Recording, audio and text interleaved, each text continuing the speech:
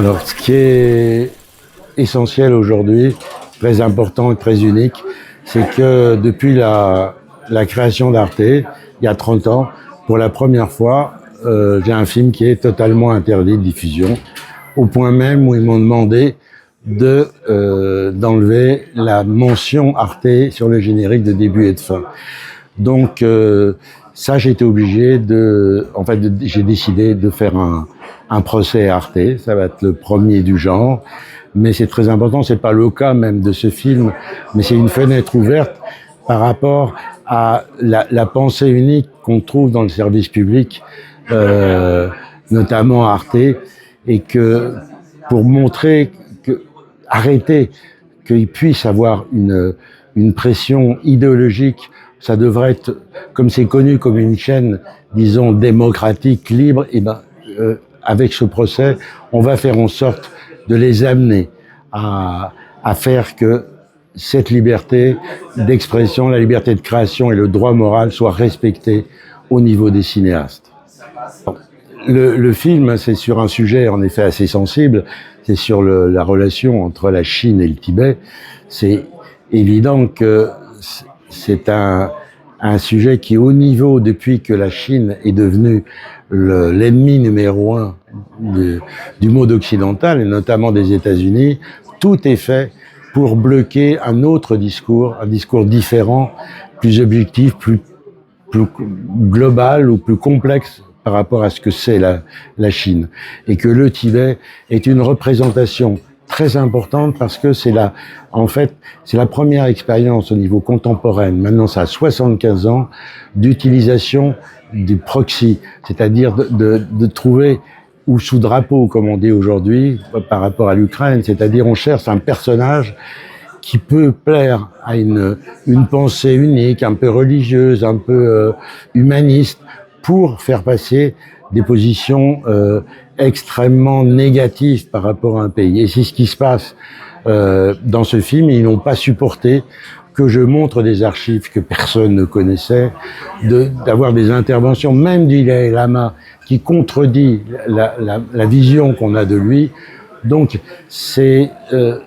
très important de casser cette image de la Chine et du Tibet, non pas pour défendre l'un ou l'autre, d'être pour ou d'être contre, mais simplement que le spectateur puisse au moins comprendre qu'il y a une autre réalité qui a été complètement cachée pendant 50 ans, et notamment par des universitaires qui ont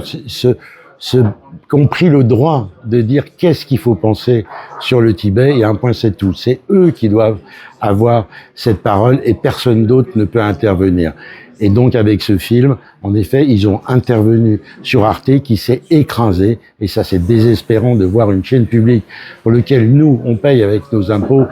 faire cette censure et bloquer, parce que c'est pas que la censure par rapport à la France, c'est en Allemagne et 40 pays européens.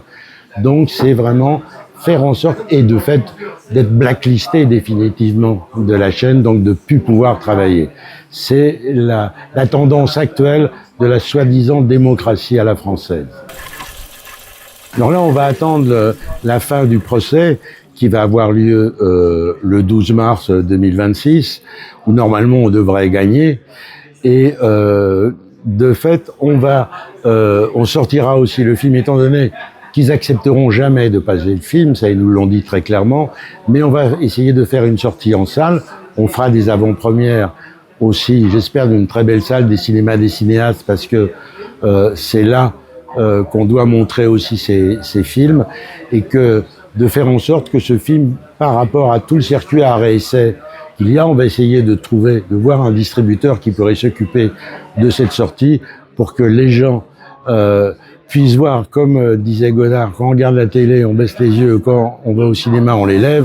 Et pour les Tibétains et la manipulation qu'il y a de ce côté-là, c'est très important de pouvoir lever les yeux vers la réalité de ce qu'est le Tibet d'aujourd'hui. En fait, avec cette censure qu'a eu le film, qui était extrêmement violente, qui a été cachée, c'est par hasard que j'ai pu trouver qu'il ne passerait jamais ce film,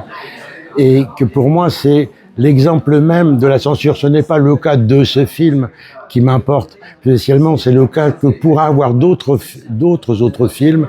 au niveau du service public. Si on ne réagit pas, quand pour la première fois il y a eu une interdiction totale d'un film alors qu'il était accepté au niveau de son montage, mais pour des raisons idéologiques, on ne veut pas qu'il soit diffusé. Je pense que là, on est dans le cas même de la censure qu'on doit plus se permettre au niveau et des télévisions, et on l'a vécu, nous, je me rappelle, au niveau de l'arrivée de la gauche en 81, où il y avait des films qui ont pu enfin être vus grâce à l'arrivée de la gauche. Espérons que aujourd'hui, il y aura un changement. En tout cas, on va faire en sorte